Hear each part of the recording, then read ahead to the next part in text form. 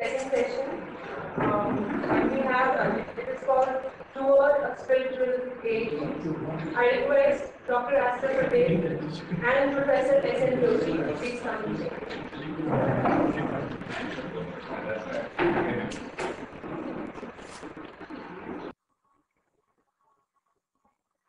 Friends, Dr. Joshi.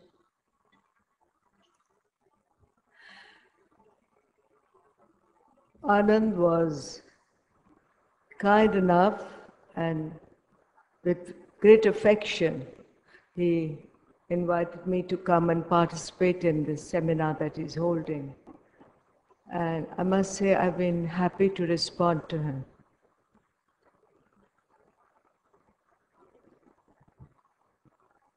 It's interesting that this presentations, the discussions of the earlier part of this morning actually lead into the latter part, of which Mr. Joshi and I are participants, in a kind of an unfolding, which I'm sure Anand had planned or in mind when he put out the subjects, which was done, I think, very astutely.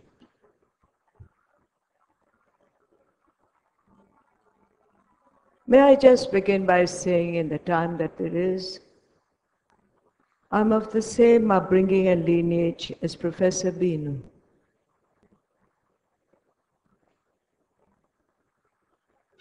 Rooted in the ashram, with a field of work in Orville as given by the mother herself. It is a very richness of a field of learning and experience. Just learning and experience. It is in this context I would like to share just a few perceptions, because the time with us is not much, on the subject that is there. The theme of this session is towards a spiritual age. And the title that I shared with Anand was The Presence of Sri Aurobindo and the Mother. That's more important, more significant, more powerfully active and creative than anything else. Not us, not institutions, not organizations. When we talk about a spiritual age, I have many questions that come up in my mind. I'd like to share a few of them. Because if they have to be taken up seriously, Anand will have to organize another setting for it. What is spiritual? What do we understand by spiritual? Even the spirit. Do we know it? Have we experienced it? Do we live in it? Do our expressions and emotions and actions come out from the spirit in us? That would be the basis of a spiritual age. Are we doing that? Let us introspect. Let us be conscious. The word consciousness, we know how to spell it out of the Oxford Dictionary. But to be conscious of oneself, that's a totally another question. I'll just share the questions that came to me this morning. Anand knows that I think of the day as the morning grows. Now the presence of Sri Aurobindo and the Mother. Just a few, because we don't have much time. We have our entire century, the 20th, dominated, in the right sense of the word, enveloped by not just the presence of Sri Aurobindo and the Mother, but realizing, as we look at events of the 20th century, physically, visibly, historically, chronologically, this presence is a mighty action, an action of transformation. Nobody has raised that word so far, at least this morning. Early years of the 20th century, what did Sri Aurobindo say as he came to Pondicherry? That beautiful quote of the Mother's. The avatar of the future meets with the obstacles and the resistances and the realizations and achievements of the past. He said, what the world is going through is not a crisis of evolution. It's a crisis in the very process of evolution, not of civilization, as it's made out to be very often, but a crisis in the very process of civilization. And this crisis is going to mount itself in tension and equity and urgency. And man will not know how to find his way through the transition when that time comes upon him in its full problems, as it's now and has been for some decades. For him, he had to find a way out that would help humanity go through. That's how the quest for integral yoga started. The mother joined him. All the new philosophy and psychology and sociology and all the thought came out of their experience of the world that would be created beyond transition of that evolutionary process. We cannot go much into that except that his focus was transformation of matter. Whatever may have said about it or heard about it in the course of this morning, their aim was very clear. Transformation of matter, which means the spirit was in matter. And therefore it could be made to come out and it could transform the matter in which it was contained. And out of that matter, we have emerged. Where have we come from? From that matter, life emerged. From that life in matter, mind, the mental being emerged. Our base is matter, body, life, and mind. That's what we are made of. It's this transformation they came for as an action. What form the divine action takes is multifarious. It depends on the nature of human living and of humanity itself.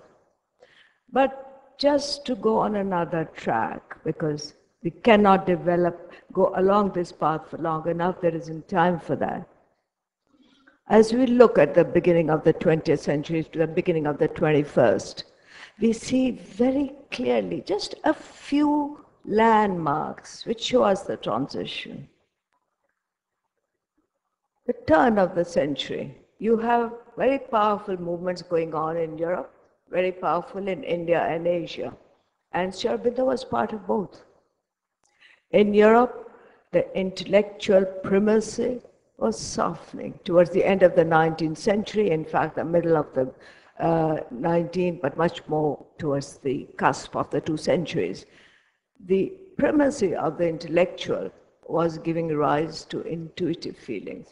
In all the philosophy, in the literature, in the art, in the psychology much later on, everything was giving way because the intellect had reached certain limits, as Professor Binu pointed out this morning. That is one of the benefits of science. It at certain moments says it doesn't know, and it's honest enough to say it doesn't know. It's seeking. It wants to explore. That is its training, that is its profession. It is trained to find out, discover knowledge, give it up when the new one comes, give it up when another one comes, not to hold on to past knowledge. Look at the last few decades of scientific research at the frontier areas. Every theory has been given up because new have been found. And the ones today say they don't know what they'll find 10 years later. It's the simplicity of the mind and its limits. This change was taking place. We had the 2 world wars in Europe. And after the world wars, all the urge to set up international organizations for the world. These are important facts of our life. From UN to everything, there was an international forum to be created because the sense of one world which could have unity, not have wars, not have division, that was very strong and powerful. The spread of education, democracy, these were factors. You can't go further in it. I'm just pointing out a few. On the other side, there's a struggle for the freedom of India.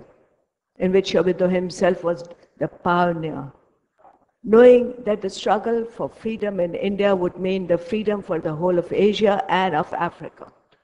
And that's exactly what had happened. These were powerful movements of the 20th century which really, make me vibrate with the energy in them. And soon after, the rise of communism in Russia, and soon after, in a few decades, the closing up of the circle of communism, which at one time would have dominated the world. I'm just touching upon a few things because we are all very aware of what happened. But this is the century of action. And they wanted transformation of matter, including the conquest of death. You see, here is a movement pursued on matter, in matter, by the sheer force of the consciousness of Aurobindo and the Mother. And at another plane, you see the events of the world changing. It's impossible not to see the interaction and the historicity and interpenetration and the value of that action of consciousness on things of that. A final point, and in fact, two, and then I'd like to conclude. At the frontier areas of research, let's not lose that phrase. That phrase means frontier areas of research in consciousness, which Aurobindo and the Mother follow. Also frontier areas of research in which sciences such as physics and biology, they have been the spearhead, and the science of psychology, which has followed another track and which we'll put aside for the moment. We're not talking of political ideology and sociological sciences. That's another stream. But the sheer scientific areas in physics and biology. Whereas following the reductionist method, which has been followed since the European Renaissance, and that makes 4 centuries, one found that as you explored matter, you could break it up further and further into parts, as was well brought out in some of the discussions in the morning, that you look at parts, you break up. The capacity of the mind, its natural movement is to fragment, to see only parts, to put the parts together to make aggregates. And it either thinks the part is a whole or the aggregate of parts makes a whole. What has it found in physics? I can't give you more details. Professor Binu is more in a position to do it than I am. But what science and biology with the living cell, what they discovered, there is no part. You go far enough in that process of breaking up, and you come to a whole, which they cannot break up.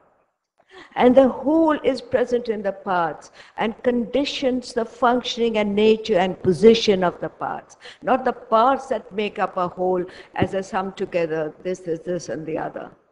There could be no greater reversal in our understanding of matter and the living cell and the manifestation of the physical universe than this one single discovery. And I tell you, it's hit me about 2 decades back, and it has helped me galvanize, as my friends here at the back of the room know very well, because it's so significant a moment of our times. And this discovery is made by the reductionist method. That is the second important fact. It's a reductionist method which knows how to break up. Suddenly it finds there's nothing to break up. What do you do?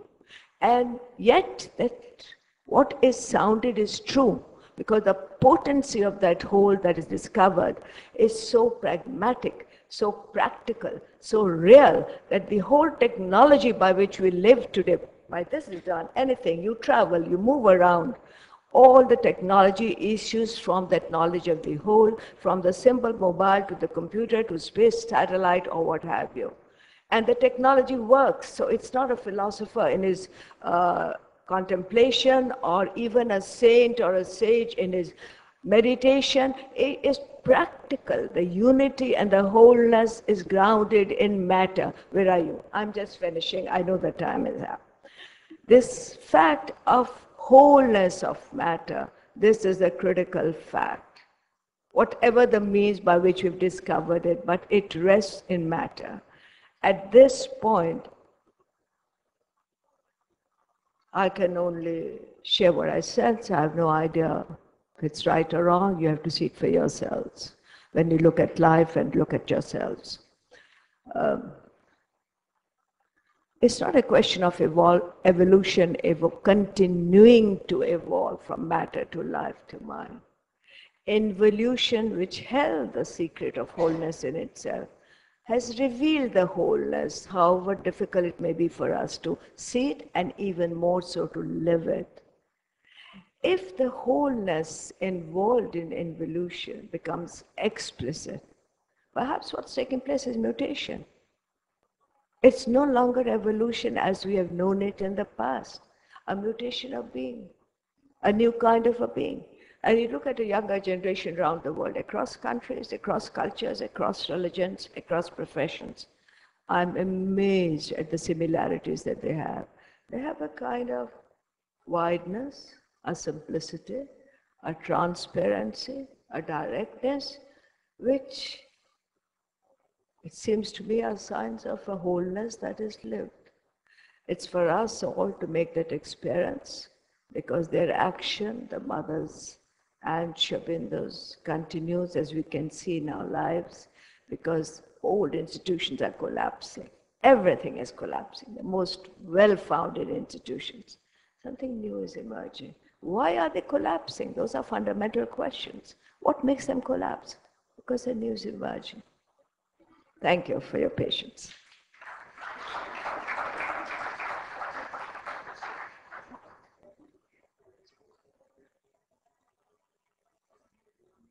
Thank you, ma'am. I now request Professor S.N. Joshi to please share us.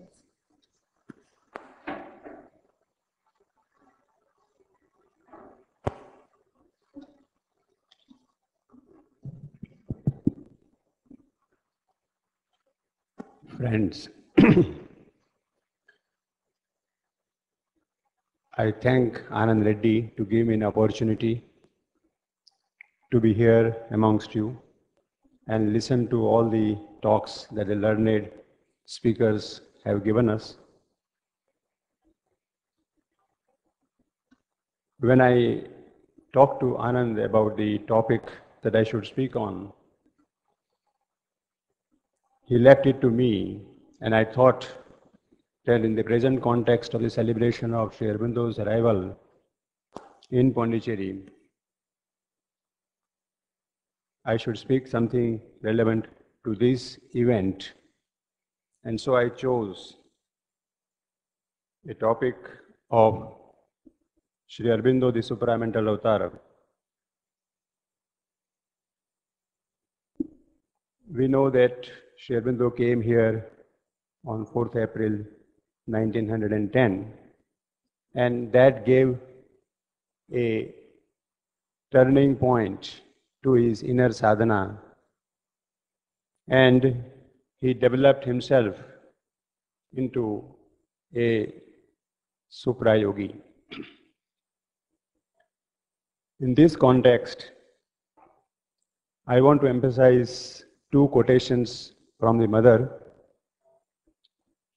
And before I do that, I picked up the phrase, the Supramental Avatar, from the PhD thesis of Professor Madhusudan Reddy, which he had the boldness to publish in his PhD thesis a chapter on Sri Aurobindo, the Supramental Avatar, as long back as in 1957, in the academic context of this PhD thesis. It is a boldness on his part to give a spiritual significance to an academic phenomenon, and that I liked very much, and that is why I picked up that phrase, Sri Aurobindo, the Supramental Avatar. The mother has pointed out to us that Sri Krishna was a born avatar, whereas Sri Aurobindo became the avatar.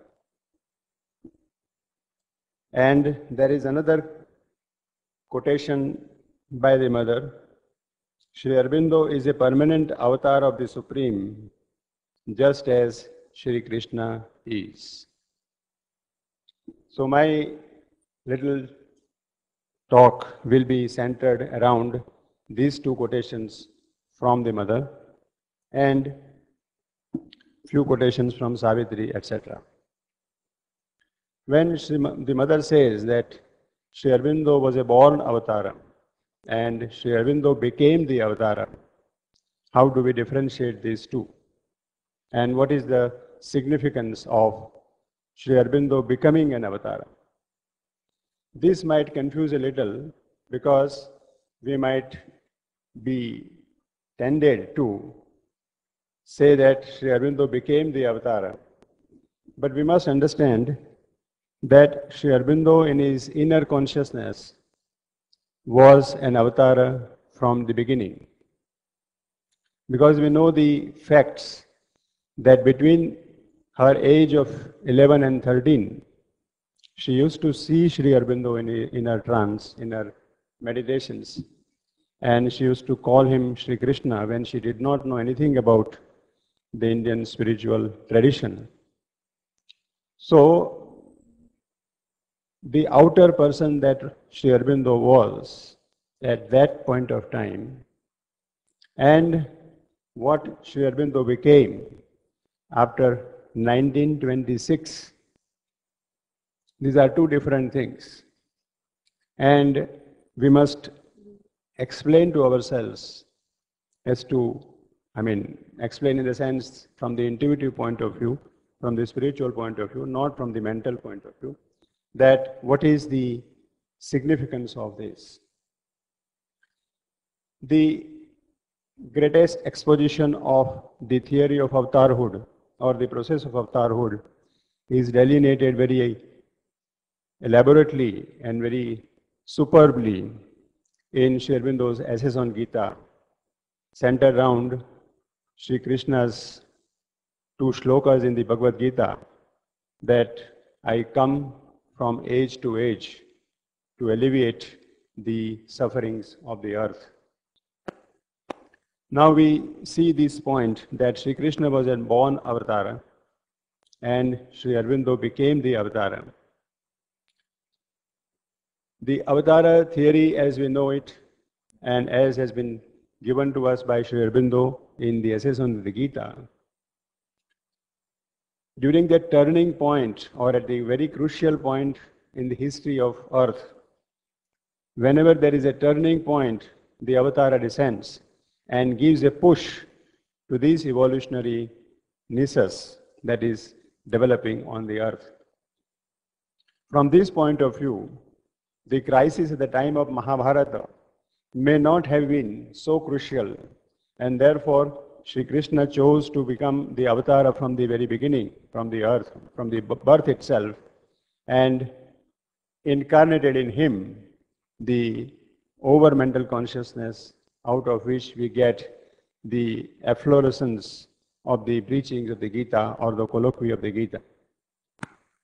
Sri Aurobindo's task in the present time is entirely different, because what was intended at this crucial point in the history of earth was not doing a little work of spreading the spirituality as did Sri Krishna at the time of Mahabharata, or putting his weight on this side or that side and giving a push to the evolutionary nisus.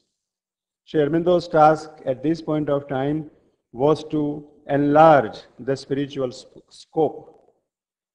To put it more succinctly, up till now, he has said so many times in his all profuse writings that up till now the spirituality was to go away from the world and to go to the heavens, whereas it was a singular task given to him to develop the spirituality and integrate it in the external consciousness of the man and on earth itself. For this, what is needed is a transformation. And for this transformation, if the divine is to lead this transformation and effect it in himself, he has to veil it first. and then bring out that transformation first in him as a prototype or an archetype, so that it can, and establish it on the earth, so that it can spread in the human beings and on the earth as an example, as an achievement on earth consciousness. So that is what was intended in Sri Aurobindo's avatarhood, and that is why he first veiled himself as an ordinary man, an ordinary professor, of course, with a very true genius of a professor and intellectual acumen. But his avatarhood was veiled in the first, say, up till he came to Pondicherry. And his arrival in the Pondicherry gave him a big impetus, big curve, so that he could develop into, from the human being that he assumed, to the divine being that he would become in the process of his stay in Pondicherry, or his 40 years of sadhana in Pondicherry. This was necessary for the earth. This was necessary for the evolutionary aspect of earth to develop and integrate. The most important point is to integrate spirituality in earth, in the external consciousness of human being. We can say all our past of spirituality that we have developed so far can be said to be an imposition. All occult phenomena are nothing but an imposition of the occult phenomena on physical. All our spirituality is also an imposition up till now of the spiritual powers onto the physical. It is for the first time that first, because of the material development of materialism, that matter has been focused, that focus has been on the matter, and this matter has to be developed in such a way that in the future it can lend itself to the process of transformation. And for this purpose, the occultism has descended into matter, and science is the result of it. Science and technology can be described as nothing else but the occultism of matter. This occultism of matter brings out the occult processes in matter. So that was a prelude to Sri Aurobindo's coming. And we can say this from another point of view, that Sri Ramakrishna Paramhamsa, he can be looked upon as a precursor to Sri Aurobindo, because he summarized in himself all the Vedic past and Vedic evolutionary initials, and he sort of opened a way for the supramental descent and supramental evolution for Sri Aurobindo. Because we know that Sri Aurobindo has told us that Ramakrishna Paramhamsa had the intuitive mind, and the Vedic age can be described to be an intuitive age in which the intuition, the formulation of spirituality was first at the intuitive level, and Ramakrishna Paramhamsa summarized in himself and established this intuitive age on the earth. Summarizing in himself all the different strands of spirituality in yogically.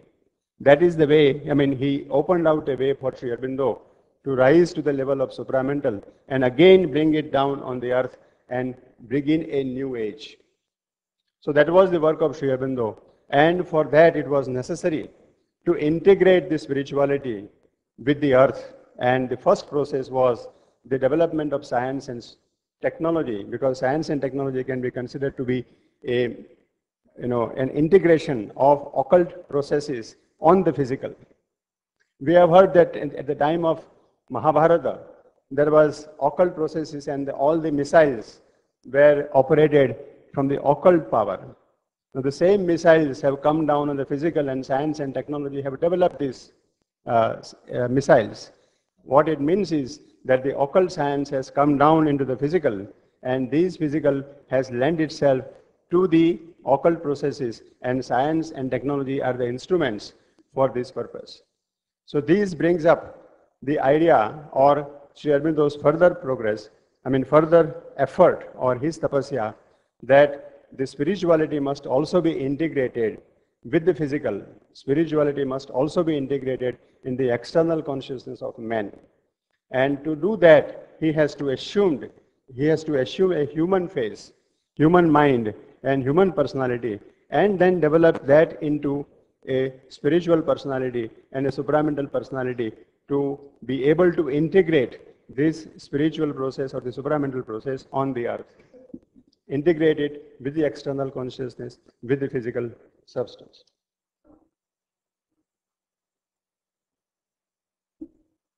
Few minutes. So that is why I said that Sri Aurobindo became the supramental avatara.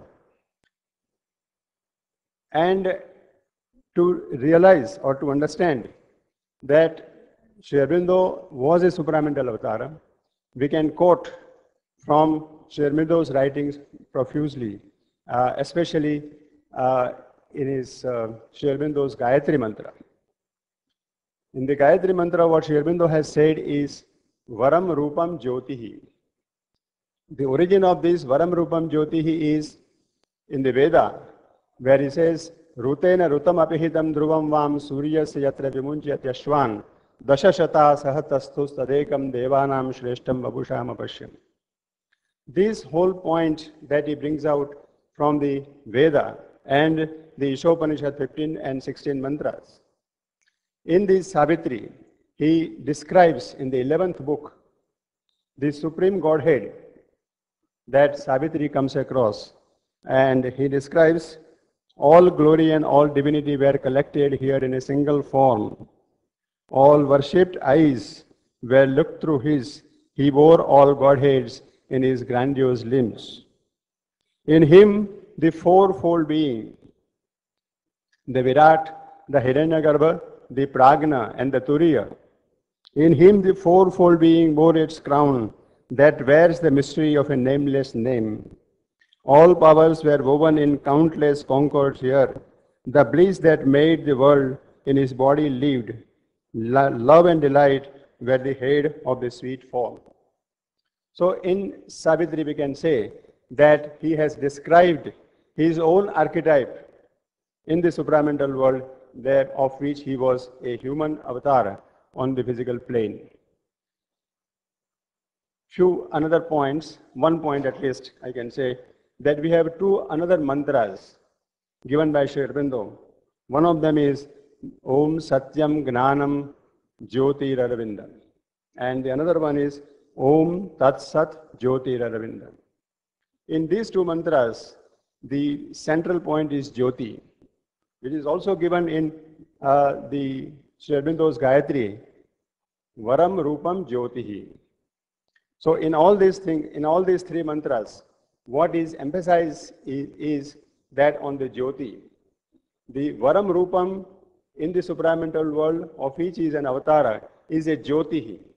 And that Jyoti, he comes down on the physical plane, assumes a human body, and transforms it into a divine body so that the supramental consciousness can be established on earth for the future development of supramental age in the world. Thank you very much.